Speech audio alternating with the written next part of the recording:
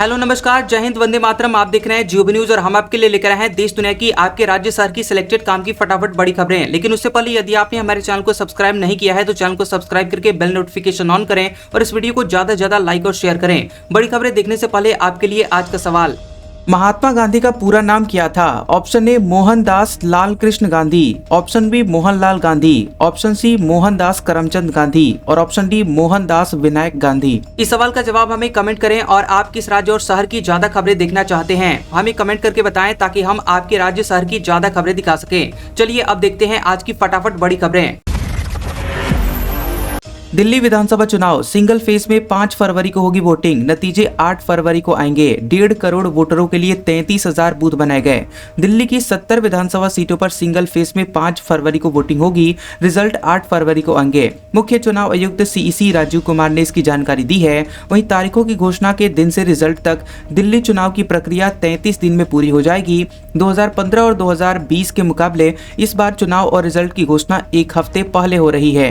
1.5 घंटे की press conference में CEC राजीव कुमार सिर्फ 10 मिनट दिल्ली चुनाव पर बोले। 1 घंटे से ज्यादा वक्त तक उन्होंने EVM, वोटर लिस्ट में गड़बड़ी और खास वर्ग के वोटर्स का नाम हटाने जैसे विपक्ष के आरोपों का जवाब दिया। उन्होंने कहा कि चुनाव में चुनावी प्रक्रिया पर सवाल उठाना गलत ट्रेंड है और इससे युवा वोटर्स पर असर पड़ता है। सुप्रीम कोर्ट भी EVM पर सवाल उठाने वालों को खारिज कर चुका है।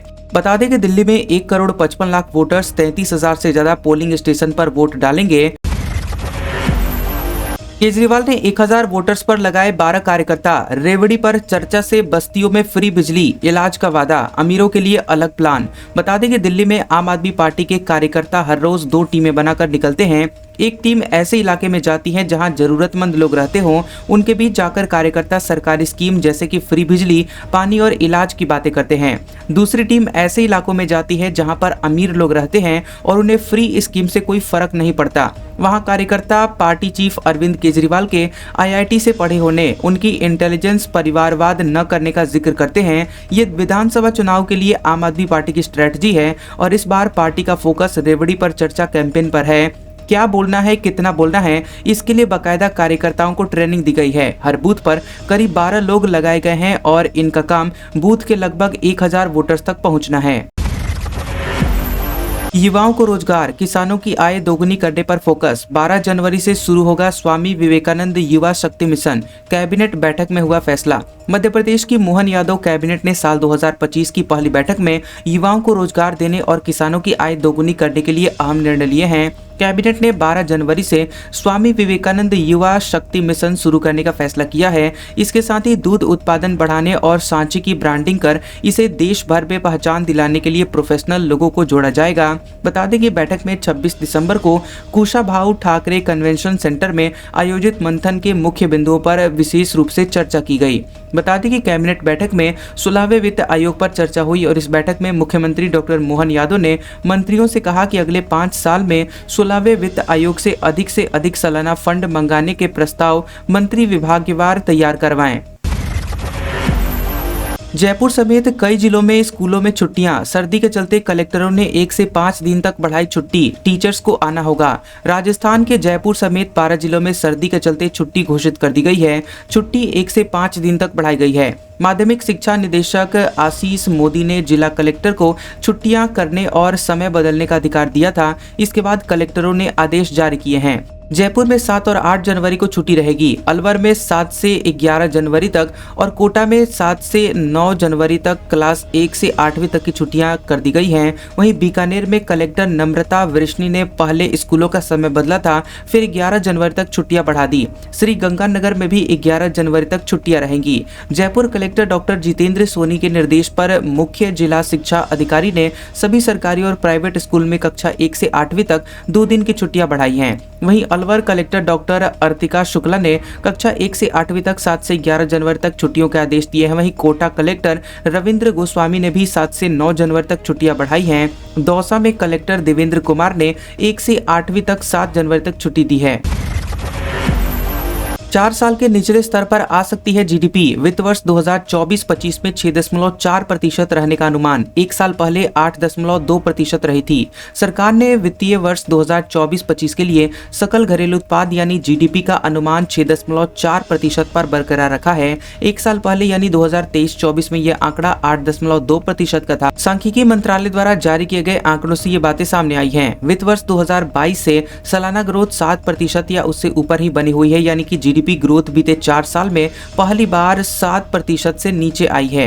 वित्त वर्ष 2022 में 9.7%, वित्त वर्ष 2023 में 7%, वित्त वर्ष 2024 में 8.2% की ग्रोथ दर्ज हुई थी। वित्त वर्ष 2025 की पहली छमाही सुस्त रहने के बावजूद मंत्रालय को उम्मीद है कि दूसरी छमाही में कृषि और औद्योगिक गतिविधियों में बढ़ोतरी के साथ साथ ग्रामीण मांग के चलते ग्रोथ बनी रहेगी। वहीं रिजर्व बैंक ने 6.6% की ग्रोथ का अनुमान दिया है। अब बिना एनईटी के असिस्टेंट प्रोफेसर बन सकेंगे। वाइस चांसलर पद के लिए टीचिंग एक्सपीरियंस की जरूरत नहीं, यूजीसी की ड्राफ्ट गाइडलाइंस जारी। अब हायर एजुकेशन इंस्टीट्यूट्स में असिस्टेंट प्रोफेसर बनने के लिए यूजीसी नेट एग्जाम क्लियर करने की जरूरत नहीं होगी। केंद्रीय शिक्षा मंत्री धर्मेंद्र प्रधान ने हायर एजुकेशन इंस्टीट्यूट यानी HEIS में फैकल्टी रिक्रूटमेंट और प्रमोशन के लिए ड्राफ्ट यूजीसी गाइडलाइन जारी की है, जिसके मुताबिक असिस्टेंट प्रोफेसर भर्ती के लिए सब्जेक्ट में एनईटी क्वालिफाइड होना जरूरी नहीं होगा। ड्राफ्ट गाइडलाइंस यूजीसी की ऑफिशियल वेबसाइट पर जारी कर दी गई हैं और इन गाइडलाइंस पर इंडस्ट्री एक्सपर्ट्स और स्टेक होल्डर्स से फीडबैक और सुझाव लेने के बाद इसे लागू कर दिया जाएगा। यूजीसी 5 फरवरी के बाद गाइडलाइंस को लागू कर सकती है। अभी लागू यूजीसी गाइडलाइंस 2018 के मुताबिक असिस्टेंट प्रोफेसर भर्ती के लिए कैंडिडेट्स का उसी सब्जेक्ट में नेट क्वालिफाई होना जरूरी था जिस सब्जेक्ट से पोस्ट ग्रेजुएशन यानी पीजी किया हो। नई गाइडलाइंस में कैंडिडेट्स को पीजी से इतर सब्जेक्ट से नेट करने की आज़ादी है। वहीं इसके साथ ही बगैर नेट किए सीधे पीएचडी किए हुए कैंडिडेट्स भी असिस्टेंट प्रोफेसर के लिए अप्लाई कर सकेंगे। चलिए अब देखते हैं सोने चांदी का भाव। सोने में गिरावट, चांदी में तेजी रही। सोना 77,126 रुपए पर आया, चांदी 89,474 रुपए प्रति किलो बिक रही। सोने की कीमतों में मंगलवार को मामूली गिरावट देखने को मिली। Indian bullion and jewellers association यानी IBJA के मुताबिक 10 ग्राम 24 कैरेट सोना 35 रुपए गिरकर 77,126 रुपए पर आ गया। वहीं सोने के दाम सोमवार को भी 77,161 रुपए प्रति 10 ग्राम पर थे। वहीं 1 किलो चांदी की कीमत 322 रुपए बढ़कर 89,474 रुपए प्रति किलो हो गई है। इससे पहले ये 89,152 रुपए प्रति किलो पर थी। सोने ने पिछले साल 30 अक्टूबर को 79,681 रुपए प्रति 10 ग्राम का ऑल टाइम हाई बनाया था। वहीं चांदी 23 अक्टूबर 2024 को 99,151 रुपए प्रति किलो पर पहुंच गई थी। सेंसेक्स 234 अंक तेजी के साथ 78,199 पर बंद। निफ्टी भी 91 अंक चढ़ा। बीएसई स्मॉल कैप में 945 अंक की बढ़त रही। बता दें कि सेंसेक्स 7 जनवरी को 234 अंकों की तेजी के साथ 78,199 के स्तर पर बंद हुआ। निफ्टी में भी 91 अंक की तेजी रही। ये 23,707 के स्तर पर बंद हुआ। वहीं बीएसई स्मॉल कैप 945 अंक की बढ़त के साथ 55,282 के स्तर पर बंद हुआ। वहीं सेंसेक्स के 30 शेयरों में से 18 में तेजी और 12 में गिरावट रही। निफ्टी के 50 शेयरों में से 32 में तेजी और 18 में गिरावट रही, जबकि एक शेयर बिना किसी बदलाव के बंद हुआ। NSE सेक्टोरल इंडेक्स में ऑयल एंड गैस सेक्टर में सबसे ज्यादा 1.64% की तेजी रही। आसाराम को 11 साल में पहली बार जमानत मिली। सुप्रीम कोर्ट से 31 मार्च तक बेल। रेप का दोषी है, जोधपुर जेल में सजा काट रहा है। जोधपुर सेंट्रल जेल में रेप के आरोप में आजीवन सजा काट रहे 83 वर्षीय आसाराम को सुप्रीम कोर्ट ने अंतरिम जमानत दे दी है। आसाराम को सूरत के अपने आश्रम में महिला अनुयायी से दुष्कर्म के मामले में 31 मार्च तक बेल मिली है। हालांकि उसके जेल से बाहर निकलने की संभावना नहीं है, क्योंकि आसाराम नाबालिग से दुष्कर्म का भी दोषी है। फिलहाल वह जोधपुर सेंट्रल जेल में आजीवन कारावास की सजा काट रहा है। आसाराम को बीते 5 महीने में 3 बार पैरोल भी मिल चुकी है। आसाराम के वकील RS सलूजा ने बताया कि सुप्रीम कोर्ट से पहली बार जमानत दी गई है। आसाराम जमानत के बावजूद बाहर नहीं आ पाएगा। दुष्कर्म का यह केस गांधीनगर के पास आसाराम के आश्रम में रहने वाली महिला ने दर्ज करवाया था। अब दूसरे केस में जोधपुर हाईकोर्ट में बेल एप्लीकेशन लगाने की तैयारी है। बीपीएससी कैंडिडेट्स प्रदर्शन। प्रशांत किशोर को आईसीयू में किया गया शिफ्ट। सुबह ही मेदांता में भर्ती हुए थे। डॉक्टर बोले डिहाइड्रेशन इन्फेक्शन है। अनशन का 6ठा दिन। जनसुराज के संस्थापक प्रशांत किशोर का छठे दिन भी अनशन जारी रहा। वहीं सोमवार देर रात से उनकी तबीयत बिगड़ी। मंगलवार सुबह मेदांता अस्पताल के डॉक्टर अजीत प्रधान अपनी टीम और एम्बुलेंस के साथ पीके के घर यानी शेखपुरा हाउस पहुंचे। शुरुआती जांच के बाद उन्हें मेदांता अस्पताल ले जाया गया। दोपहर में पीके को आईसीयू में शिफ्ट किया गया। डॉक्टर प्रधान ने बताया कि उन्हें डिहाइड्रेशन इन्फेक्शन की शिकायत हो रही है। बीपीएससी परीक्षा रद्द करने की मांग को लेकर प्रशांत किशोर 2 जनवरी शाम 5 बजे से लगातार आमरण अनशन पर हैं। मेदांता अस्पताल के डायरेक्टर डॉक्टर रविशंकर ने बताया कि पूरे दिन उनकी जांच की जाएगी और उनकी स्थिति अभी स्थिर है। शाम तक कुछ कहा जा सकता है कि उन्हें क्या हुआ है। ठंड में बैठे थे इसलिए तबीयत बिगड़ी। सभी तरह की जांच की जाएगी और फिर एक रिपोर्ट जारी की जाएगी। अनशन पर बैठे डल्लेवाल अचानक बेहोश हुए। पल्स रेट बीपी गिरा। डॉक्टरों ने हाथ पैर मसले, पानी पिलाया। 1 घंटे बाद होश आया। बता दें कि हरियाणा पंजाब के खनौरी बॉर्डर पर 42 दिन से आमरण अनशन पर बैठे किसान नेता जगजीत डल्लेवाल की सोमवार को रात में अचानक तबीयत बिगड़ गई। वे करीब 1 घंटे तक बेहोश रहे। उनकी पल्स रेट 42 और ब्लड प्रेशर की अपर रेंज 80 और लोअर रेंज 56 तक आ गई, जबकि 60 से ज्यादा उम्र के पुरुष का सामान्य बीपी रेट 133/69 होता है। वहीं मौजूद डॉक्टरों की टीम उनके हाथ पैर मसले, जिसके बाद उन्हें होश आया। इसके बाद डॉक्टरों ने उन्हें पानी पिलाया। डल्लेवाल की तबीयत का पता चलते ही मोर्चे पर मौजूद सभी किसान जाग गए। उन्होंने रात को ही डल्लेवाल की सेहत को लेकर सतनाम वाहेगुरु का जाप करना शुरू कर दिया। अब तक का सबसे बड़ा डिजिटल अरेस्ट। ग्वालियर में 32 दिन घर में कैद रहा बीएसएफ इंस्पेक्टर। साइबर ठगों ने वसूले 71,25,000 रुपए। बता दें कि मध्य प्रदेश के ग्वालियर में अब तक का सबसे बड़ा डिजिटल अरेस्ट का मामला सामने आया है। बीएसएफ का एक इंस्पेक्टर 32 दिन अपने ही घर में कैद रहा और इस दौरान खुद को मुंबई साइबर और क्राइम ब्रांच के अफसर बताने वाले बदमाशों ने उससे 71,25,000 रुपए वसूले। पीड़ित का नाम अबसार अहमद है और वह बीएसएफ टेकनपुर में इंस्पेक्टर के पद पर पदस्थ है। उसने फर्जी क्राइम ब्रांच अफसरों को पैसे देने के लिए अपनी जमीन तक का सौदा कर दिया। बता दें कि बीएसएफ जवान 2 दिसंबर 2024 की सुबह 11:29 से 2 जनवरी 2025 की सुबह 10 बजे तक डिजिटल अरेस्ट रहा। उसने आखिरी ट्रांजैक्शन 31 दिसंबर को आरटीजीएस से किया था और 2 जनवरी गुरुवार को जब उसके बेटे से बात हुई तो उसने बताया कि वह स्कैम का शिकार हो गए हैं। इसके बाद तत्काल हेल्पलाइन नंबर पर शिकायत दर्ज कराई गई। वहीं सोमवार को पीड़ित इंस्पेक्टर ग्वालियर एसपी धर्मवीर सिंह से मिला और अपनी आप बीती सुनाई। वहीं पुलिस ने सोमवार रात को मामला दर्ज कर ठगी के इस बड़े मामले की जांच शुरू कर दी है। वोट की लूट छिपाने के लिए संभल हिंसा कराई गई। अखिलेश यादव बोले, पुलिस ने गोली चलाई, साधु संत अपने साथी को भी कुंभ ले जाएं। समाजवादी पार्टी के प्रमुख अखिलेश यादव ने कहा कि संभल की घटना एक बहुत बड़ी साजिश है। कुंदरकी और मीरपुर में वोट की लूट को छिपाने के लिए घटना गढ़ी गई। वहां झूठे मुकदमे दर्ज किए गए। यह सब सरकार की साजिश का हिस्सा है। उन्होंने कहा कि वहां दंगा नहीं हुआ बल्कि पुलिस ने गोली चलाई। हमारी पार्टी के लोगों को निशाना बनाया गया, उनके साथ मारपीट की गई, उन्हें दबाव में लाकर मन माफिक बयान देने पर मजबूर किया गया। अखिलेश यादव ने लखनऊ में पार्टी कार्यालय में प्रेस कॉन्फ्रेंस के दौरान ये बातें कही हैं। इससे पहले नेता प्रतिपक्ष माता प्रसाद पांडे ने संभल हिंसा से संबंधित समाजवादी पार्टी डेलीगेशन की मीडिया रिपोर्ट सामने रखी और कहा कि संभल में मस्जिद का सर्वे कराने को लेकर जानबूझकर तनाव पैदा किया गया। अमेरिका में बर्फीले तूफान से 5 लोगों की गई जान। 1,75,000 लोग बिना बिजली के रह रहे हैं। वॉशिंगटन में 1 फुट बर्फबारी की आशंका। अमेरिका के कई राज्यों में बीते कुछ दिनों से लगातार बर्फीले तूफान का कहर जारी है। न्यूज एजेंसी रॉयटर्स के मुताबिक मंगलवार तक तूफान की वजह से अलग अलग हादसों में 5 लोगों की जानें गई है, जबकि 1,75,000 से ज्यादा लोग वहां बिना बिजली के गुजारा कर रहे हैं। अमेरिका की नेशनल वेदर सर्विस ने राजधानी वॉशिंगटन में 1 फुट तक बर्फबारी की आशंका जाहिर की है। व्हाइट हाउस के प्रवक्ता ने कहा है कि राष्ट्रपति जो बाइडेन हालात पर नजर बनाए हुए हैं और प्रभावित राज्यों को हर संभव मदद देने को तैयार हैं। तूफान के साथ ओलावृष्टि से लोगों की परेशानियां काफी ज्यादा बढ़ गई हैं। लाखों लोगों को ट्रैवल करने में दिक्कतों का सामना करना पड़ रहा है। लोग अपनी रोजमर्रा की जरूरत का सामान लेने के लिए भी बाहर नहीं निकल पा रहे हैं। असम में खदान में 34 घंटे से फंसे 9 मजदूर। सेना पहुंची। 300 फीट गहरी कोयला खदान में पानी भरा। डाइवर्स मौजूद, मोटर से निकाल रहे हैं पानी।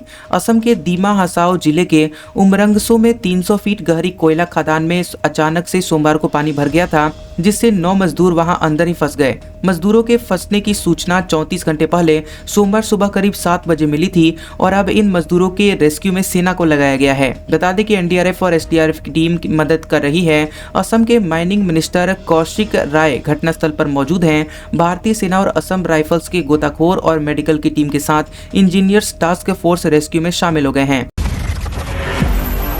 आम आदमी पार्टी ने पोस्टर में अमित शाह को चुनावी मुसलमान बताया। बीजेपी ने फिल्म में गुंडे का पोस्टर जारी किया। इसमें आतिशी, संजय सिंह और राघव चड्ढा। बता दें कि दिल्ली विधानसभा चुनाव से पहले आम आदमी पार्टी और भाजपा में पोस्टर वॉर चल रहा है। चुनावी हिंदू वाले पोस्टर के जवाब में चुनावी मुसलमान का पोस्टर जारी किया गया। इसमें अमित शाह को टोपी पहने हुए दिखाया गया है। वहीं पोस्टर में लिखा है, कभी सोचा है बीजेपी को चुनाव आते ही मुसलमानों की इतनी याद क्यों आती है।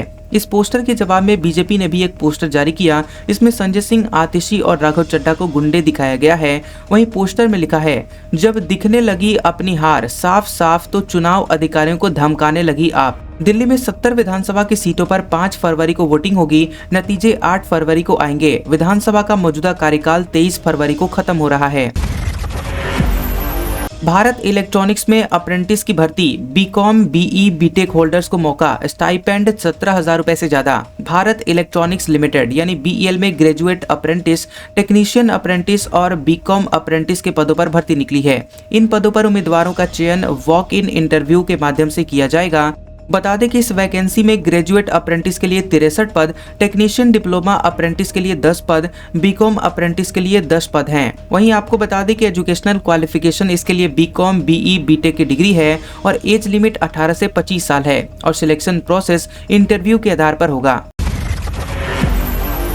188 करोड़ लोगों को नहीं मिल पा रहा है पर्याप्त आयोडीन। भारत में 20 करोड़ लोगों को आईडीडी का खतरा। विश्व स्वास्थ्य संगठन यानी WHO के मुताबिक दुनिया में लगभग 188 करोड़ लोगों को भोजन में पर्याप्त आयोडीन नहीं मिल पा रहा है और इनमें 24.1 करोड़ स्कूली बच्चे भी शामिल हैं और इन सभी लोगों को आयोडीन डेफिशिएंसी डिसऑर्डर यानी आईडीडी का खतरा है और इसके कारण घेंघा और हाइपोथायरॉयडिज्म जैसी समस्याएं हो सकती हैं। भारत के साल्ट कमिश्नर ऑफिस के मुताबिक देश के लगभग 20 करोड़ से ज्यादा लोगों को आयोडीन डेफिशिएंसी डिसऑर्डर का खतरा है। 7 करोड़ से ज्यादा लोग घेंघा से और आयोडीन की कमी से होने वाले अन्य डिसऑर्डर से जूझ रहे हैं। आयोडीन एक ट्रेस मिनरल है यानी कि ऐसा मिनरल जो शरीर को बहुत कम मात्रा में चाहिए होता है और इसके बावजूद यह हमारे शरीर को स्वस्थ रखने में काफी अहम भूमिका निभाता है। आयोडीन की कमी होने पर आईडीडी का जोखिम बढ़ जाता है। ऐसा होने पर शरीर मूड स्विंग्स और चिड़चिड़ाहट जैसे इशारे करता है। इसे पहचानना बेहद जरूरी होता है।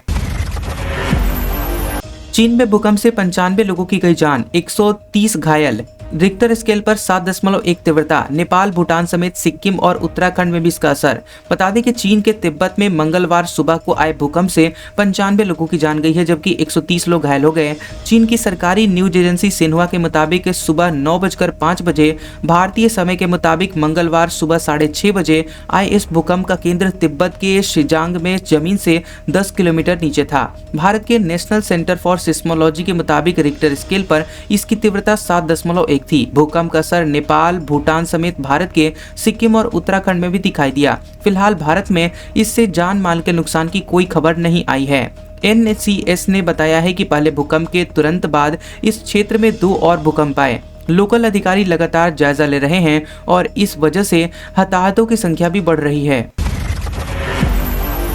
आतिशी बोली, 3 महीने में दूसरी बार सीएम आवास से निकाला। संजय सिंह बोले, भाजपा मुख्यमंत्री आवास का झूठ फैला रही है। पीएम का राजमहल 2700 करोड़ का। बता दें कि दिल्ली विधानसभा चुनाव की तारीखों का ऐलान होने के बाद दिल्ली की मुख्यमंत्री आतिशी, आम आदमी पार्टी के सांसद संजय सिंह और सौरभ भारद्वाज ने प्रेस कॉन्फ्रेंस की। आतिशी ने कहा कि कल रात केंद्र की भाजपा सरकार ने मेरे आवास से मेरा सामान निकालकर फेंक दिया। ये 3 महीने में दूसरी बार हुआ है। वहीं संजय सिंह ने कहा कि दिल्ली मुख्यमंत्री आवास के बारे में नरेंद्र मोदी से लेकर भाजपा के बड़े नेता तक एक ही प्रचार कर रहे हैं। कह रहे हैं कि उनमें मिनी बार बना हुआ है, उसमें सोने का टॉयलेट लगा हुआ है, उसमें स्विमिंग पूल बना हुआ है, जबकि इसी दिल्ली में प्रधानमंत्री का राजमहल है जो 2700 करोड़ रुपए में बना हुआ है जिसमें हमारे राजा रहते हैं। संजय सिंह ने कहा कि पीएम ने फैशन डिजाइनर्स को फेल कर दिया।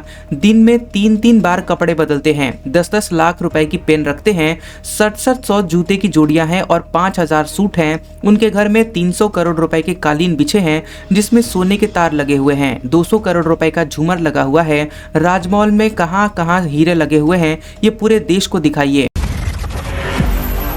सलमान खान के घर बुलेट प्रूफ दीवार बनाई गई, हाई रेजोल्यूशन कैमरे भी लगाए गए। पिछले साल अप्रैल में लॉरेंस गैंग ने फायरिंग की थी।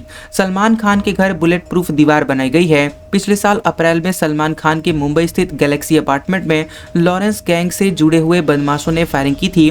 तब सलमान खान के घर सिक्योरिटी बढ़ा दी गई थी और अब उनकी बालकनी और खिड़कियों को बुलेट प्रूफ कर दिया गया है। सलमान खान के गैलेक्सी अपार्टमेंट में बीते कुछ समय से रेनोवेशन का काम चल रहा था और अब अपार्टमेंट का एक वीडियो भी सामने आया जिसमें उनकी बालकनी और खिड़कियां बुलेट प्रूफ ग्लास के साथ नजर आई। एनडीटीवी ने सूत्रों के हवाले से बताया है कि सलमान खान का सिक्योरिटी सिस्टम हाईटेक कर दिया गया है और घर के चारों तरफ हाई रेजोल्यूशन सीसीटीवी कैमरे भी लगाए गए हैं। सुसाइड करने वाले इंजीनियर अतुल सुभाष का बेटा पत्नी के पास रहेगा। सुप्रीम कोर्ट ने कहा, बच्चे के लिए दादी अजनबी, उन्हें कस्टडी नहीं दे सकते। बता दें कि बेंगलुरु में सुसाइड करने वाले एआई इंजीनियर अतुल सुभाष का 4 साल का बेटा व्योम अपनी मां निकिता सिंघानिया के पास ही रहेगा। सुप्रीम कोर्ट ने अतुल की मां अंजू देवी को बच्चे की कस्टडी देने से इनकार कर दिया। कोर्ट ने कहा कि व्योम के लिए उसकी दादी अजनबी हैं, ऐसे में उन्हें कस्टडी नहीं दे सकते। व्योम अपनी मां निकिता सिंघानिया के पास है। निकिता, उसकी मां और भाई को शनिवार को बेंगलुरु की कोर्ट ने जमानत दी थी और इसके बाद निकिता ने फरीदाबाद के बोर्डिंग स्कूल से अपने बेटे व्योम को अपने पास बुला लिया था। बता दें कि अतुल की मां अंजू देवी ने सुप्रीम कोर्ट में हैबियस कॉर्पस याचिका दायर करके पोते की कस्टडी मांगी थी और कोर्ट ने हरियाणा सरकार और अतुल की पत्नी से बच्चे की वर्तमान स्थिति का हलफनामा मांगा। अगली सुनवाई 20 जनवरी को होगी। कोरोना वायरस जैसे एचएमपीवी के 8 केस, महाराष्ट्र, कर्नाटक, तमिलनाडु में 2-2 केस, बंगाल, गुजरात में 1-1 मामला। केंद्र ने कहा, राज्य निगरानी बढ़ाएं। कोरोना जैसे एचएमपीवी के देश भर में 8 केस आए हैं और मंगलवार को महाराष्ट्र के नागपुर में 2 केस सामने आए। यहाँ पर एक 13 साल की लड़की और एक 7 साल का लड़का संक्रमित मिला है। दोनों ही बच्चों को लगातार सर्दी बुखार था। इसके बाद प्राइवेट लैब की जांच में दोनों की रिपोर्ट पॉजिटिव आई है। हालांकि उन्हें अस्पताल में भर्ती नहीं करना पड़ा। इलाज के बाद उनकी स्थिति कंट्रोल में है। बता दें कि इससे एक दिन पहले कर्नाटक और तमिलनाडु में 2-2 और पश्चिम बंगाल और गुजरात में 1-1 केस मिलाकर कोरोना वायरस के कुल 6 मामले सामने आए थे, जिनमें ज्यादातर बच्चे शामिल हैं।